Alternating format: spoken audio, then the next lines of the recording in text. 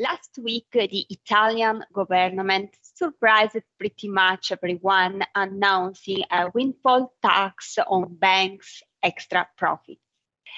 Market responded very quickly, sending the Italian bank stock plummeting on the Milan Stock Exchange.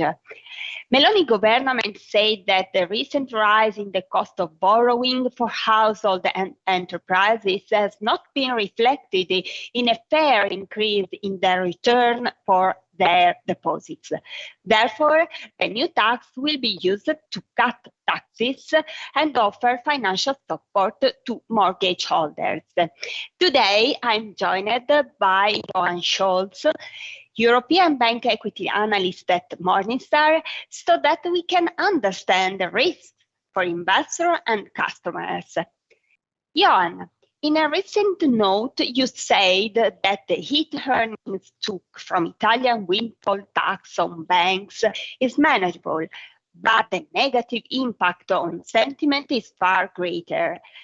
What are the main risks for investors? Thanks, Sara. Yes, we estimate that the proposed windfall tax will shave off around 10% of Intesa's 2023 consensus estimate earnings and about 6% for UniCredit. Now, it's limited to the bank's respective Italian operations, and because Intesa has got a greater portion of its revenue coming from Italy compared to UniCredit, the impact is slightly greater on them from an earnings perspective. But like I said, the bigger impact, I believe, is on the risk premium, if you like, what investors will demand from banks going forward to compensate them for the risk of government intervention. And, this is not the first time we've seen this in Europe. Spain has also implemented a windfall tax. And then we've, of course, had the ban on dividend distributions during the pandemic. And, I think investors also don't like uncertainty. And the fact that this announcement came completely out of the blue, I think spooked investors and introduced volatility into the share prices. In the transition to a higher interest rate environment, most banks have seen their loan books repriced to higher yields. This has not been coupled with a small increase in current accounts rates.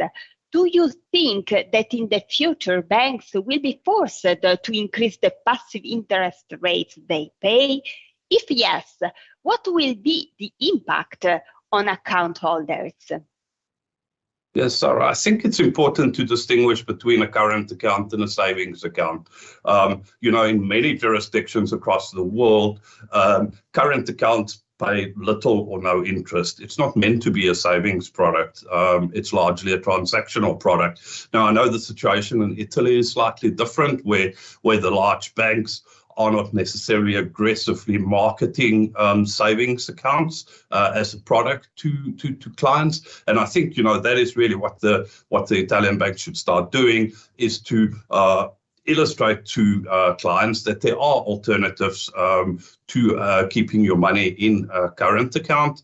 I know some of the smaller Italian banks are offering savings products paying up to 3% interest. So, I think what we'll probably see over time is that interest rates, like anything else, is a question of supply and demand and competition. And as competition increases in the market, one should actually see higher interest rates filter through. But yes, I think there is a potential risk for banks that there might be further regulatory intervention to force them to pass on a greater portion of the higher interest rates to savers.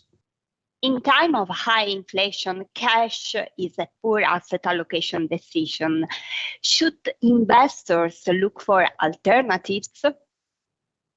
Yes, I should maybe start off by saying that each individual's personal circumstances, of course, are different. So speak to your financial advisor first before making any changes to your asset allocation. But yes, generally in an environment of high inflation, cash is a poor investment. You know, if you look, even if you do manage to get that 3% interest that we were talking about earlier, in an environment where inflation is running at 6%, it was at the beginning of the year, it was touching 10, 11%. In that kind of environment, in real terms, you're losing money. Traditionally, equities has been viewed as the best hedge against inflation. And if you look at our Morningstar Developed Markets wide moat focused index, that's up by 12% year to date. And over the past decade, it's delivered an annualized growth rate of 11% per year. And that's materially ahead of inflation over the same time frame. For more risk-averse investors, there's other products available. But once again, best to talk to your financial advisor about that. Well, Johann, thank you very much for coming here today for Morningstar. I'm Sara Silano.